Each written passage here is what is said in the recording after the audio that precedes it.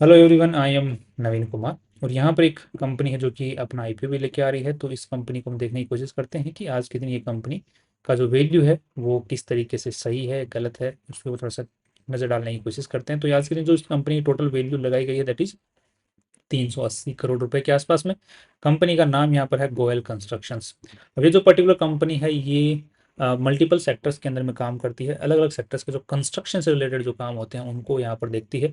And ये mainly जिस particular segment के अंदर में काम करती है वो है कि जैसे सीमेंट का प्लांट बनाना है या फिर पावर प्लांट लगाना है, चाहे सोलर पावर प्लांट लगाना है, चाहे डेयरी प्लांट लगाना है। राइट, तो वो जो पर्टिकुलर एक पूरा का पूरा काम करके देना है क्लाइंट को, चाहे राइट पूरा इंफ्रास्ट्रक्चर बना के देना है, तो उस पर्टिकुलर सेगमेंट के अंदर में ये काम करती है। तो इसके अंदर में क्या थी, उस पर्टिकुलर सेगमेंट की सेक्टर की एक्सपर्टीज होना बहुत जरूरी है। तो ये एक्सपर्टीज वाले सेगमेंट के अंदर मेनली काम कर रही है। बस वैसे देखा जाए तो इंफ्रास्ट्रक्चर डेवलपमेंट या कंस्ट्रक्शन के अंदर में ही कंपनी काम करती है। आज के दिन राजस्थान, आंध्र प्रदेश, गुजरात, छत्तीसगढ़, यूपी, इस एरिया के अंदर में ये काफ़ी अच्छे काम कर रही है। मेनली राजस्थान में सबसे ज़्यादा इसके आज के दिन काम देखने को मिल रहे हैं। नेक्स्ट यहाँ पर इनके पास में जो ऑर्डर बुक्स हैं वो भी काफ़ी अच्छी देखने को मिल रही है, उसके हम लोग चर्चा कर लेते हैं आगे। तो यहाँ पर कंपनी को जो आज के दिन चला रहे हैं उनका आज के दिन 35% मालिकाना हक उनके पास में बिफोर द आईपीओ है। पुरुषोत्तम दास गोयल जी इस कंपनी को मेनली लीड कर रहे हैं। एंड यहाँ पर कंपनी के ऊपर में केसेस की अगर बात करते हैं, कोई केस हो कंपनी के ऊपर में, तो यहाँ पर yes litigation material civil litigation का जरूर देखने को मिल रहा है, बट नॉट सिग्निफिकेंट अमाउंट यहाँ पर इन्वॉल्व नहीं है कंपनी के अगेंस्ट में।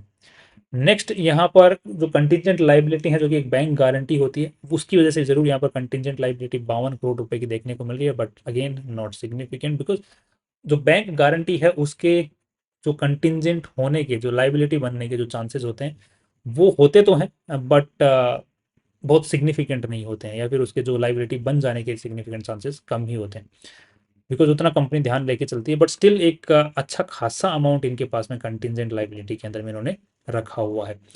नेक्स्ट यहाँ पर जो कंपनी की शुरुआत है इसकी जो 1997 मतलब काफ़ी पुरानी कंपनी खुली हुई है और उससे बाद में अब तक ये चलती हुई आ रही है। आज के दिन जयपुर के अंदर में इनका हेड ऑफिस देखने को मिल रहा है और इसके आप लोग माइलस्टोन्स वगैरह आप लोग यहाँ पे चेक कर सकते हैं, कौन सा प्रोडक्ट जो प्रोजेक्ट है इनको कब मिला था और इन्होंने कब कंप्लीट किया था, उसके माइलस्टोन्स के आप लोग यहाँ पर इन्फॉर्मेशन चेक कर सकते हैं। आज के दिन कोई subsidiary, joint venture, holding company इस कंपनी की देखने को मिल नहीं रही है। पुरुषोत्तम दास जी को आप लोग यहाँ पर देखना चाहें तो यहाँ पर देख सकते हैं कि ठीक ठाक एज इनकी इस पर्टिकुलर सेगमेंट के अंदर में काम करते हुए हो गई है। ऑलरेडी ये दूसरी जो प्राइवेट लिमिटेड कंपनियां हैं उनके मतलब में दूसरी जो ये आपको सामने लिस्ट बनी हुई है, राइट, तो इनके भी ये डायरेक्टरशिप होल्ड करते हैं।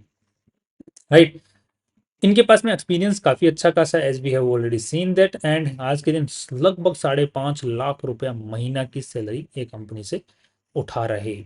नेक्स्ट जो लोगो है, जो नाम है, वो अभी तक रजिस्टर्ड नहीं है कंपनी का। और जो प्रॉपर्टीज कंपनी यूज कर रही है, जो रजिस्टर्ड ऑफिस, गेस्ट हाउस और काफ़ी सारे जो लैंड वगैरह भी खरीद रखा है कंपनी के नाम पे इन्होंने।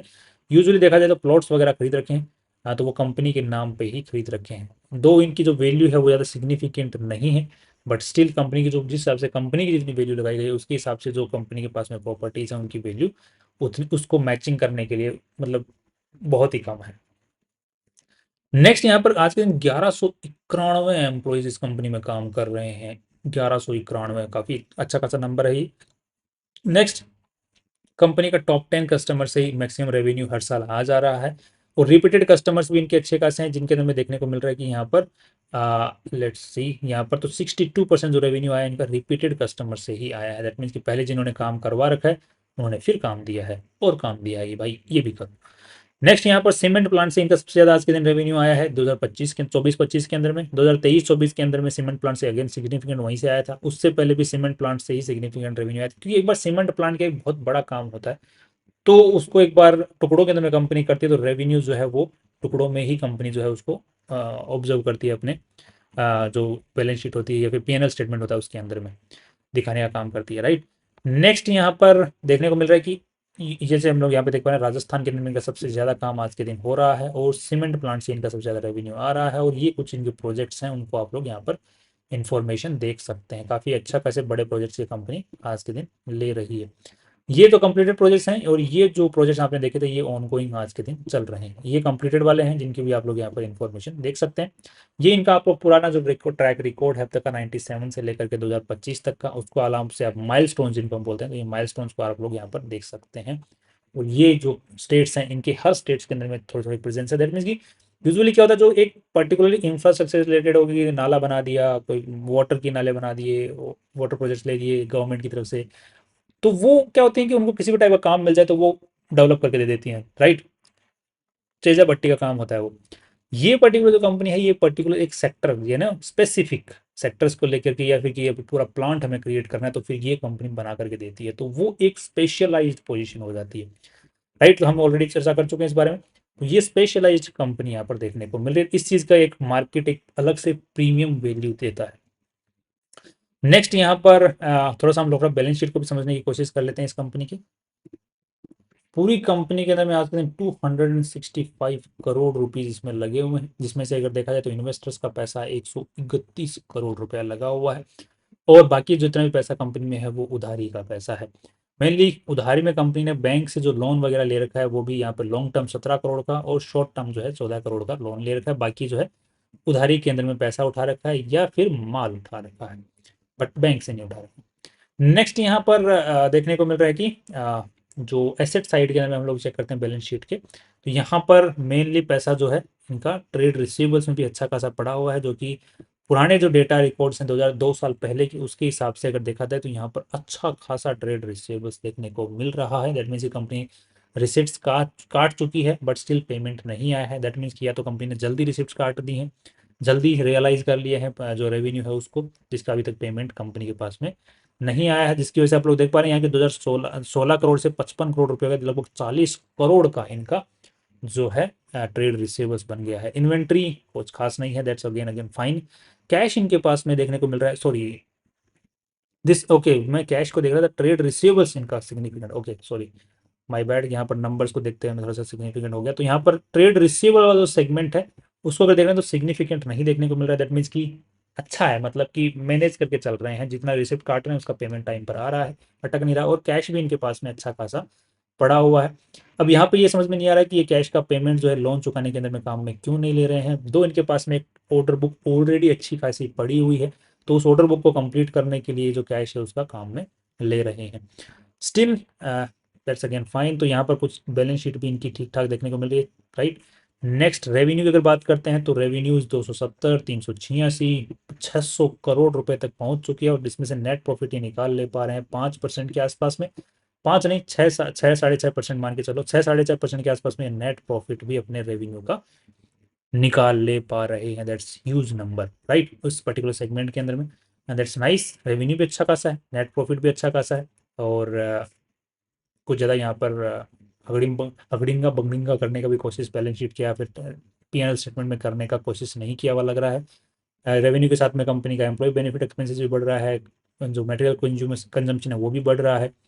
फाइनेंस कॉस्ट भी ठीक ठाक देखने को मिल रहा है, डेप्रिसिएशन अमोर्टाइजेशन भी ठीक ठाक देखने को मिल रहा है, that's again fine. So everything is looking fine here as well. थोड़ा सा कैश देख लेते हैं, कैश भी आ रहा है हाथ में, पैसा या भी नहीं।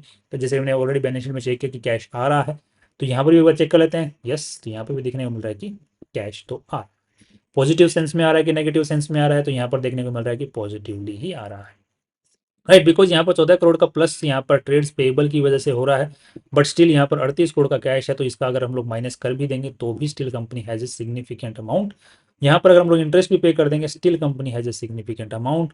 डेप्रिसिएशन अमोर्टाइजेशन में भी हम लोग माइनस कर देंगे तो भी कंपनी के पास में सिग्निफिकेंट अमाउंट बच जाता है। दैट मीन्स कि कैश आ रहा है, कंपनी अच्छा काम कर रही है, स्पेशलाइज सेक्टर के अंदर में काम कर रही है, पुरानी देखने को मिल रही है, और साथ में ही प्रमोटर्स के पास में इस कंपनी का देख लेते हैं कितना परसेंट मालिकाना हक रह जाने वाला है, और हम लोग पी और पीवी रेशियो निकाल के दूसरी कंपनी के साथ में कंपेयर करने के लिए कितना जो है प्रॉफिट को मतलब अज्यूम करने वाले हैं। तो यहाँ पर 35 करोड़ का मार्जिन ऑफ सेफ्टी को यूज करते हुए हम लोग पी और पीवी रेशियो निकालने की कोशिश करने वाले हैं।